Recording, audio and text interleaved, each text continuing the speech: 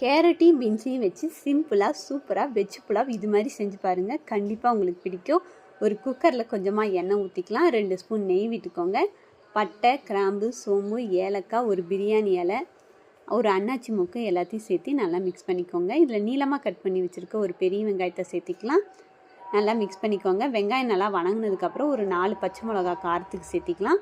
ஒரு 10 பல் பூண்டு, 10 பல் இஞ்சியை நைஸாக மிக்சியில் அரைச்சி சேர்த்திக்கோங்க. ஒரு கைப்பிடி அளவு புதினாவும் கொத்தமல்லி தலையும் சேர்த்து நல்லா மிக்ஸ் பண்ணிக்கலாம். இதில் நான் குட்டி குட்டியாக கட் பண்ணி வச்சுருக்க கேரட்டையும் பீன்ஸையும் சேர்த்து நல்லா மிக்ஸ் பண்ணிக்கிறேன். இந்த புலாவுக்கு தேவையான உப்பு சேர்த்து 1 கிளாஸ் அரிசிக்கு 2 கிளாஸ் தண்ணி விட்டுக்கோங்க. இப்போ தண்ணி நல்லா கொதித்ததுக்கப்புறம் அரிசியை சேர்த்து நல்லா மிக்ஸ் பண்ணிக்கலாம். இப்போ லிட் போட்டு ஒரு 5 நிமிஷம் இதை வேக விடலாம்.